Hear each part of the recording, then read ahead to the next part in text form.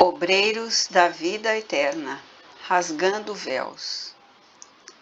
O homem moderno, pesquisador da estratosfera e do subsolo, esbarra ante os pórticos do sepulcro com a mesma aflição dos egípcios, dos gregos e dos romanos de épocas recuadas. Os séculos que varreram civilizações e refundiram povos não transformaram a misteriosa fisionomia da sepultura. Milenário ponto de interrogação. A morte continua ferindo sentimentos e torturando inteligências. Em todas as escolas religiosas, a teologia, representando as diretrizes de patriarcas veneráveis da fé, procura controlar o campo emotivo dos crentes, acomodando os interesses imediatistas da alma encarnada. Para isso, criou regiões definidas, tentando padronizar as determinações de Deus pelos decretos dos reis medievais, lavrados à base de audaciosa ingenuidade.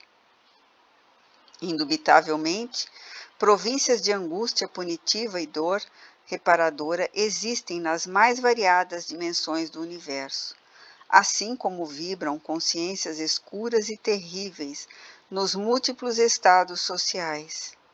No entanto, o serviço teológico nesse sentido, não obstante respeitável, atento ao dogmatismo tradicional e aos interesses do sacerdócio, estabelece o non plus ultra, que não atende às exigências do cérebro, nem os anseios do coração.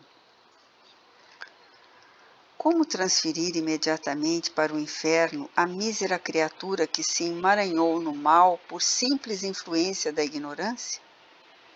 Que se dará em nome da sabedoria divina ao homem primitivo sedento de dominação e de caça?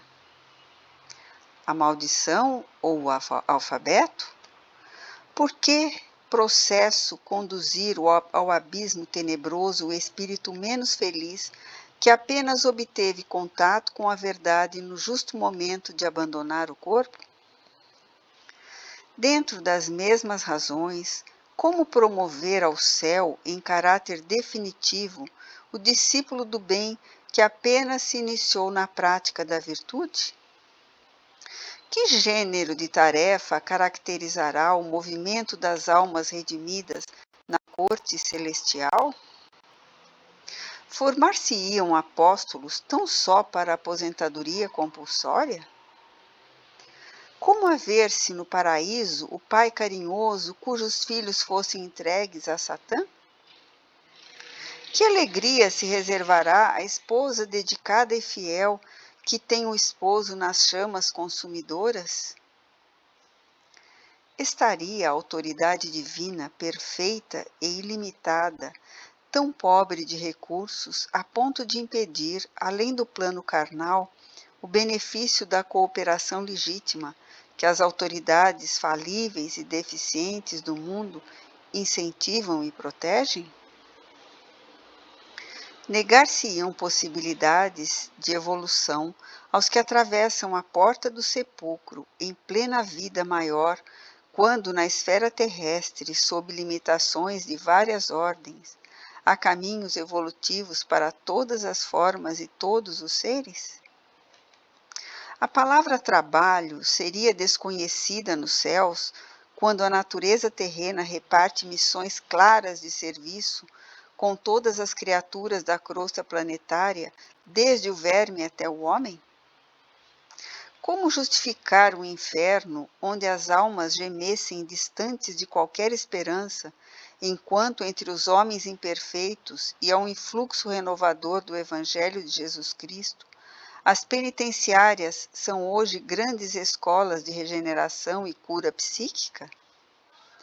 E por que meios admitir um céu onde o egoísmo recebesse consagração absoluta, no gozo infinito dos contemplados pela graça, sem nenhuma compaixão pelos deserdados do favor, que caíram ingênuos nas armadilhas do sofrimento, se entre as mais remotas coletividades de obscuras zonas carnais se arregimentam legiões de assistência fraterna, amparando ignorantes e infelizes?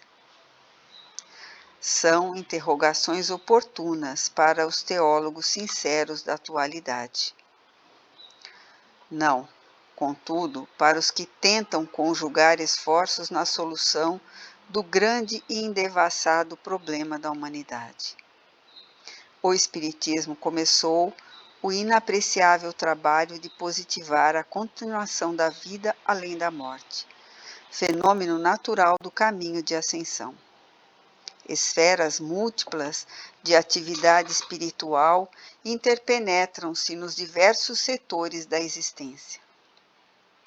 A morte não extingue a colaboração amiga, o amparo mútuo, a intercessão confortadora, o serviço evolutivo.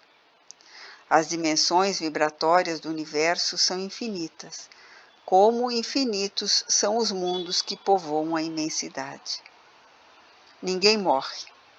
O aperfeiçoamento prossegue em toda parte. A vida renova, purifica e eleva os quadros múltiplos de seus servidores, conduzindo-os, vitoriosa e bela, à união suprema com a divindade. Apresentando o novo trabalho em que André Luiz comparece rasgando véus, lembramo-nos de que Allan Kardec, o inesquecível codificador, refere-se várias vezes em sua obra à erraticidade, onde estaciona considerável número de criaturas humanas desencarnadas.